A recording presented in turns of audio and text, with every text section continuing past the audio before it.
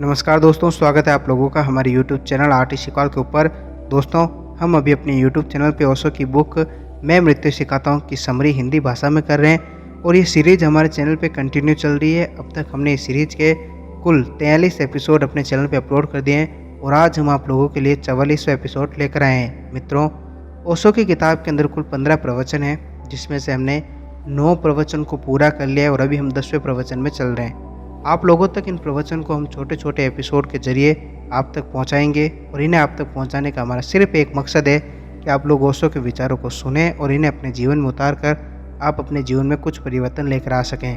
दोस्तों, अगर आप लोगों ने पिछले एपिसोड नहीं देखे हैं तो हम उनकी प्लेलिस्ट की लिंक अपने डिस्क्रिप्शन बॉक्स में दे देंगे, आप लोग वहाँ से उन एपिसोड को सुन सकते हैं। और चलिए आपको लेकर चलते हैं आज के 44वें एपिसोड की तरफ और शुरू करते हैं ओशो की किताब मैं नृत्य सिखाता हूँ की समरी का 44वां एपिसोड।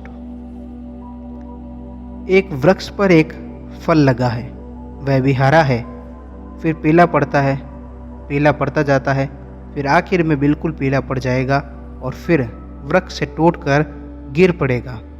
वह वृक्ष से टूटना उसके पीले होने के बाहर की घटना नहीं है, उसके पीले के ही परिपूर्ण होने की घटना है। वह वृक्ष से टूटना कोई बाहरी घटना नहीं है कि बाहर से आ गई, वह उसके भीतर ही जो है पीला हो रहा था, पक रहा था, उसी की चरम अवस्था है। और जब वह हरा था तब भी इसी की तैयारी चल रही थी। और जब वह अभी शाखा पर निकला ही नहीं था, शाखा के भीतर छिपा था, तब भी इसी की तैयारी चल रही थी। और वृक्ष पैदा नहीं हुआ था, बीज में था, तब भी इसकी ही तैयारी चल रही थी। जब ये बीज भी पैदा नहीं हुआ था और किसी दूसरे वृक्ष में छिपा था, तब भी तैयारी चल रही थी। वह घटना जो है उसी घटना की श्रृंखला का एक हिस्सा है। वह कुछ अंत नहीं है, सिर्फ एक वियोग है, एक संबंध है, एक व्यवस्था जो समाप्त हो गई, दूसरा संबंध, दूसरी व्यवस्था शुरू होती रहती है। निर्वाण में मृत्यु की क्या स्थिति है? निर्वाण का मतलब ही यह है कि जिस व्यक्ति ने मृत्यु होती ही नहीं है ऐसा परिपूर्ण रूप से जान लिया, एक दूसरा जिसे हम जीवन कहते हैं उसमें कुछ मिलता ही नहीं है, ऐसा भी जान लिया। निर्वाण का मतलब है दो सत्यों की जानकारी। जिसे हम मृत्यु कहते हैं वह मृत्यु नहीं है और जिसे हम जीवन कहते हैं वह जीवन नहीं है। मेरी बात समझ रहे हो तुम? यह तो मैंने एक बात तुमसे कही कि मृत्यु को जो जानेगा वह पाएगा कि मृत्यु है ही नहीं। लेकिन इससे ही संयुक्त दूसरी घटना भी है कि जो जीवन को पूरा जाग कर देखेगा वह पाएगा कि जिसको दुनिया में जीवन कह रही है वह जीवन भी नहीं है, वह भी एक सामाजिक भ्रांति है, जैसे मृत्यु एक सामाजिक भ्रांति है। निर्वाण का मतलब है इन दोनों बातों का पूरी तरह अनुभव हो जाना। मृत्यु अगर मृत्यु नहीं है, इतना ही तुमने जाना तो अभी और जीवन चलता रहेगा। अभी आधा ही जाना है, अभी आकांक्षा रहेगी कि फिर जिए, फिर शरीर पकड़े, फिर जन्म ले, वह चलता रहेगा। जिस दिन दूसरा सत्य भी पूरी तरह जान लोगे कि जीवन भी जीवन नहीं है और मृत्यु भी मृत्यु नहीं है, उस दिन लौटना नहीं है, पॉइंट ऑफ नो रिटर्न आ गया। फिर यहाँ लौटने का कोई मतलब नहीं है। मेरा मतलब समझे आप? हमने एक आदमी को घर के बाहर विदा किया। घर के लोग समझते हैं कि बस यह घर अंत था। वह आदमी भी जब तक घर के भीतर था ऐसा ही समझता था कि यह घर अंत है। बाहर होकर वह दरवाजे खटखटाएगा कि मुझे भीतर आने दो। अगर इस घर की सीढ़ी टूट जाएगी तो किसी दूसरे घर के दरवाजे खटखटाएगा कि मुझे भीतर आने दो। क्योंकि जीवन तो घर के भीतर है, वह फिर कोई घर में प्रवेश कर जाएगा। यह घर न मिला तो दूसरा घर मिला। ऐसे ही जब तक एक आदमी मरता है, जैसे ही मरता है तत्काल, चूँकि उसने शरीर को ही जीवन समझा था, वह तत्काल शरीर को पाने के लिए बेचैन होकर तड़प कर भागने लगता है। तुमने कभी ख्याल न किया होगा कि रात जब तुम सोते हो तो तुम्हारे जो आखिरी विचार होता है वह सुबह उठकर तुम्हारा पहला विचार होता है। उसे थोड़ा जांचना। आखिरी जो विचार होगा तुम्हारा सोते वक्त 7 घंटे बाद सुबह तुम्हारा पहला विचार वही होगा। 7 घंटे वह प्रतीक्षा करेगा कि आप कब जगें। वह दरवाजे पर बैठा रहेगा। जगो कि काम शुरू करो। अगर रात किसी से लड़कर सोए हो तो सुबह सबसे पहले उसी का ख्याल आएगा। अगर रात प्रार्थना करके सोए हो तो सुबह सबसे पहले प्रार्थना वापस लौटेगी। जो रात का अंत था वह सुबह का प्रारंभ होगा। तो जो आदमी मरते वक्त आखिरी क्षण में जो सोच रहा है, जो उसकी कामना है, जो उसकी वासना है, मरते ही वह उसकी पहली वासना हो जाएगी। वह तत्काल यात्रा पर निकल जाएगा। अगर मरते वक्त वह यह तय कर गया या फिर वह यह कह रहा है कि मेरा शरीर नष्ट हुआ जा रहा है, मैं मरा जा रहा हूँ, मेरा शरीर गया, तो तत्काल ही मरते वक्त वह कहेगा मुझे शरीर चाहिए। वह भागेगा, दौड़ेगा, जल्दी से खोज करेगा कि कहाँ उसे मार्ग मिल जाए कि वह जल्दी से जल्दी शरीर को ग्रहण कर ले। तो जो तुम्हारी मरते वक्त आखिरी वासना है और आखिरी वासना, ध्यान रखें, तुम्हारे जीवन भर का निचोड़ होगी। असल में रात का भी आखिरी ख्याल तुम्हारे दिन भर का निचोड़ होता है। वह दिन भर का सार है, संक्षिप्त है। जैसे दिन भर एक आदमी दुकान करता है और रात खाते बही में सार संक्षिप्त लिखकर सो जाता है, तो दिन भर तुम जो कह रहे हो वह सार संक्षिप्त तुम्हारा आखिरी विचार होता है। अगर कोई आदमी रात के अपने आखिरी विचारों को लिखता रहे, सिर्फ आखिरी विचारों को लिखता रहे, तो जितनी अद्भुत आत्मकथा वह लिख पाएगा उतनी अद्भुत आत्मकथा कोई भी नहीं लिख पाएगा। वह उसकी सार संक्षिप्त कथा होगी जिसमें सब एसेंशियल आ जाएगा और नॉन एसेंशियल छूट जाएगा।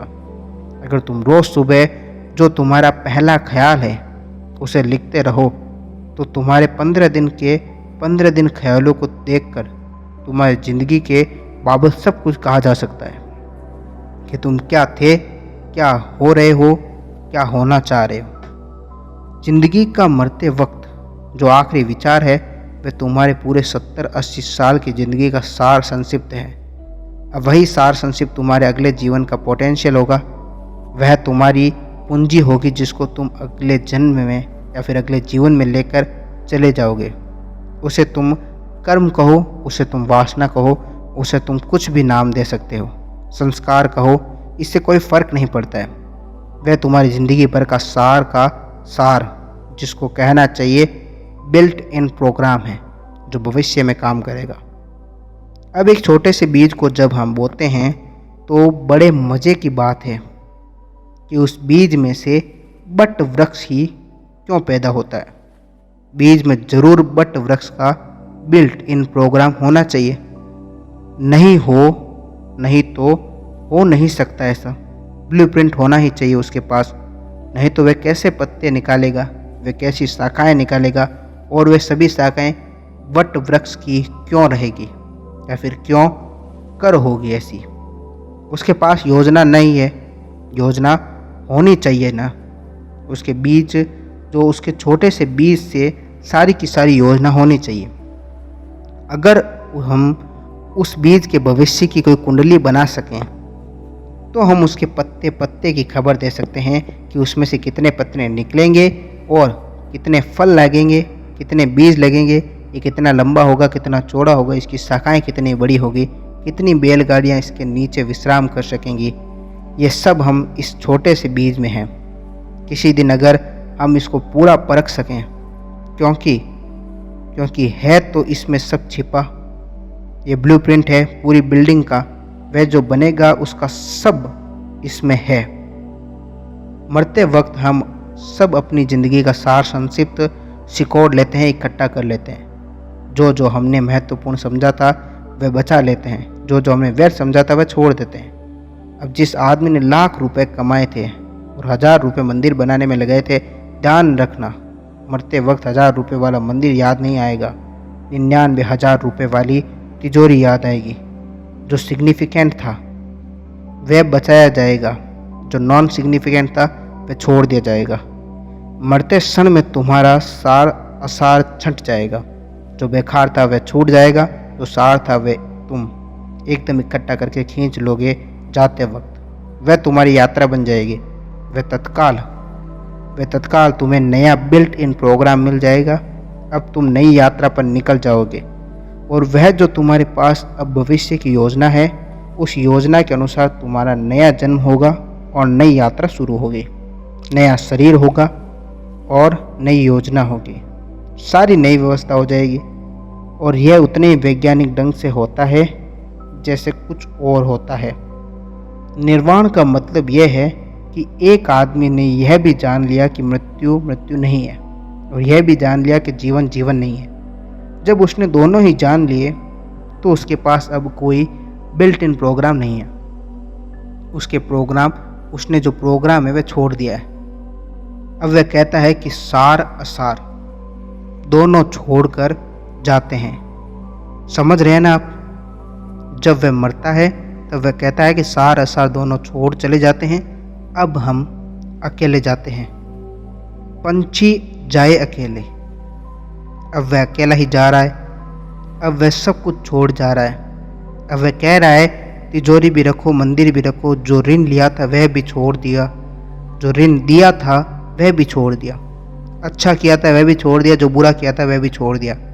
असल में हम छोड़ कर जा रहे हैं। कबीर ने कहा है, ज्यों की त्यों रख दीनी चदरिया, बड़े जतन से ओढ़ी, कि कहीं कोई हिसाब किताब पीछे न रह जाए, कहीं कोई ऐसा न हो जाए मामला कि कुछ सार असार मालूम पड़ने लगे, कुछ बचाने योग्य कुछ छोड़ने योग्य मालूम पड़ने लगे।